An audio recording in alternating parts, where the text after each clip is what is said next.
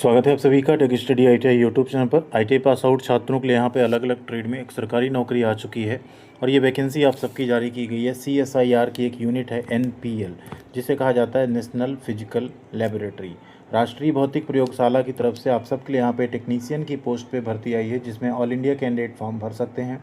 और यहाँ पे अप्रॉक्स आपकी जो मंथली सैलरी होगी वो होगी 44,000 प्लस। तो आइए इस वैकेंसी के बारे में पूरी डिटेल देखते हैं, कैसे इसका फॉर्म भरेंगे, कौन कौन फॉर्म भरने के लिए एलिजिबल है, एज लिमिट क्या है, सिलेक्शन प्रोसेस क्या है, वो सब कुछ देखेंगे। तो प्लीज़ आप लोग वीडियो को पूरा ज़रूर देखिएगा एंड चैनल को अगर नए हैं सब्सक्राइब नहीं किया तो सब्सक्राइब करके बेल आइकन को दबा लीजिएगा। वीडियो को आप लाइक और शेयर भी ज़रूर कीजिएगा। और अगर आप टेलीग्राम पे नहीं जुड़े हमारे साथ तो वहाँ पे आप जुड़ सकते हैं। कमेंट सेक्शन में आपको लिंक मिल जाएगी, जहाँ हम इन सभी तरह की अपडेट, उनके PDF फॉर्म अप्लाई करने के लिंक, ये सब कुछ आपको प्रोवाइड कर देते हैं।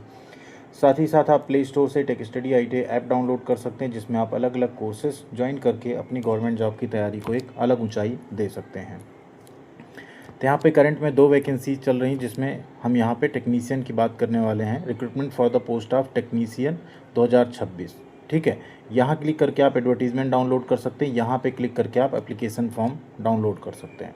जैसे इस पर आप क्लिक करेंगे आपके सामने इस तरह से ये पेज जो है ओपन हो जाएगा।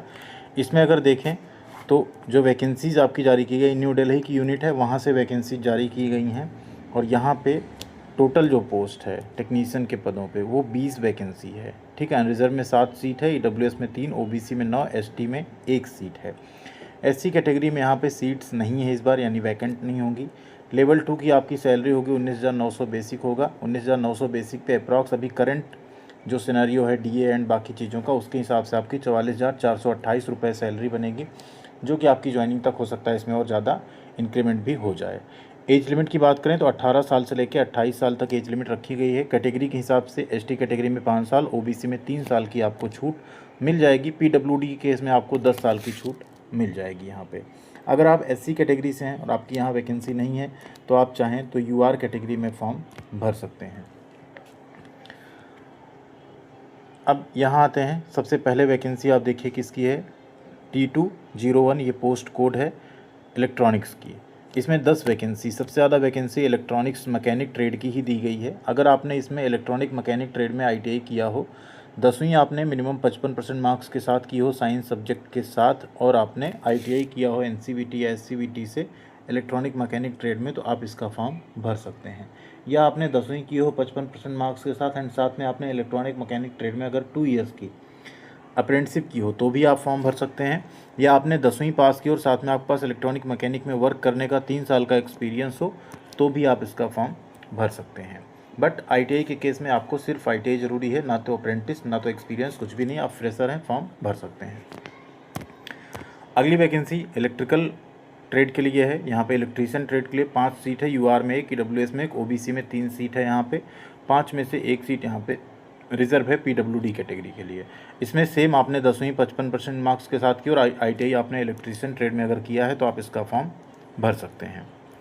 अगली vacancy computer operator and programming assistant COPA trade के लिए है। टोटल 2 वैकेंसी, UR में 1 सीट है, OBC में 1 सीट है। सेम आपने कोपा से ITI किया हो तो आप इसका फॉर्म भर सकते हैं।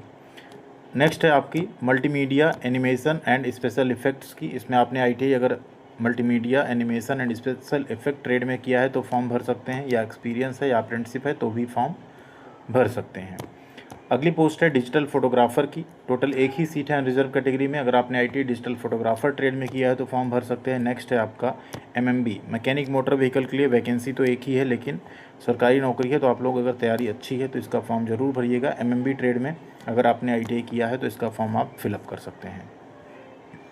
अब ये साइंटिफिक एंड टेक्निकल स्टाफ जो होगा उनको आपको असिस्ट करना होगा, टेक्नीशियन का यहाँ यही काम होता है। सैलरी में आपके जो अलाउंसेस है उसमें डियरनेस अलाउंस है, HRA है, ट्रांसपोर्ट अलाउंस है, ये सब कुछ आपको मिलेगा। मेडिकल फैसिलिटी मिलेगी, चिल्ड्रन एजुकेशन फैसिलिटी मिलेगी, NPS रहेगा, हाउसिंग आपको प्रोवाइड किया जाएगा। तो ये कई सारी जो फैसिलिटीज़ हैं आपको ज्वाइन करने पे दी जाएंगी। ऑल इंडिया कैंडिडेट यहाँ पे इसका फॉर्म अप्लाई कर सकते हैं। एसेंशियल क्वालिफिकेशन आपने लास्ट डेट यानी 30 जून 2026 के पहले अगर पूरी की है तो आप इसका फॉर्म भर सकते हैं। फॉर्म भरने के लिए आपको क्या करना है यहाँ पे उसके बारे में बात करेंगे। एंड फॉर्म भरने का अगर आप इंटरेस्टेड हैं तो एक बार कमेंट कर दीजिएगा। Separate step by step video भी हम बनवा के आप सबको उसका बना के दे देंगे, कैसे आपको स्टेप बाय स्टेप फॉर्म भरना है, कैसे उसे पोस्ट करना है, सब चीज़। एज लिमिट एंड बाकी सब चीज़ों, क्वालिफ़िकेशन, एज लिमिट सबके लिए जो लास्ट डेट है 30 जून 2026 फॉर्म वहाँ पहुँचाने की, उसी को रखा गया। यानी 30 जून तक अगर आप एज लिमिट पूरी करते हैं, क्वालिफ़िकेशन पूरी करते हैं, तो आप लोग यहाँ पे फॉर्म भर सकते हैं। एक से ज़्यादा पोस्ट पे अगर आप एलिजिबल हैं तो अलग अलग फॉर्म भी आप भर सकते हैं उन सभी पोस्ट के लिए, लेकिन अलग से उसकी आपको फ़ीस एंड फॉर्म दोनों अलग अलग भर के आपको भेजना होगा। रिजर्वेशन आपको कैटेगरी के अकॉर्डिंग सीट भी दी गई और वो कैटेगरी के हिसाब से आपको रिजर्वेशन और एज में छूट मिल जाएगी। अब बात करते हैं यहाँ पे सिलेक्शन प्रोसेस की। ठीक है, तो जो सिलेक्शन प्रोसेस है उसमें क्या चीज़ें रखी गई हैं, 3 यहाँ पे आपके पेपर होंगे total, paper 1, paper 2 and paper 3। Competitive written exam होगा आपका। जो सेकेंड एंड थर्ड पेपर है वो उन्हीं का चेक होगा जो पहला पेपर क्वालिफाई करेंगे, और मेरिट जो आपकी बनेगी वो सेकेंड एंड थर्ड के बेसिस पे बनेगी, पहला सिर्फ क्वालिफाइंग नेचर का होगा। तो रिटन एग्ज़ाम टोटल आपका 150 मिनट क्वेश्चन रहेंगे, 2 घंटे 30 मिनट आपको समय मिलेगा।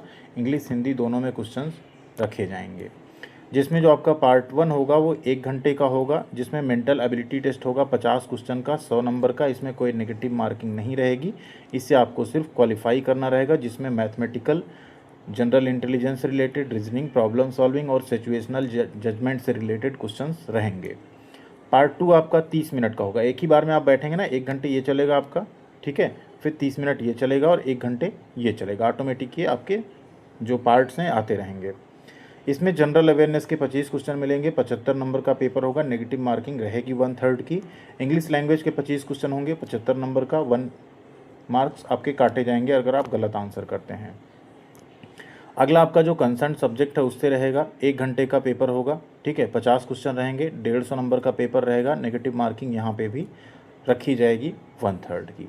तो इस टेक्निकल की तैयारी के लिए आप लोग ऐप पे जाएंगे अगर, तो वहाँ पे आपको electrician, fitter, MMV, COPA, welder, इन सब का जो है मिल जाएगा कोर्स, उसे आप लोग ज्वाइन कर सकते हैं, जिससे आपकी पूरी तैयारी, वहाँ पे आपको practice set, notes and video lecture सब कुछ मिलेंगे, उसे आप लोग ज़रूर ज्वाइन कीजिएगा। मेरिट लिस्ट आपकी पेपर 2 एंड 3 से बनाई जाएगी, पेपर 1 जो पास होंगे उन्हीं का पेपर 2 एंड 3 जो है वो चेक किया जाएगा। इसके बाद बात करते हैं कैसे अप्लाई करना है। तो फॉर्म ऑफलाइन आपको भेजना है भर के, और उसके साथ जो फीस लगेगी 500 रुपये लगेगी, उसे आप डिमांड ड्राफ्ट के थ्रू जो है पे कर सकते हैं। किसके फेवर में? Director national physical laboratory, payable eight new Delhi. वो भी आपको फॉर्म के साथ एनवेलप में भर के भेजना पड़ेगा।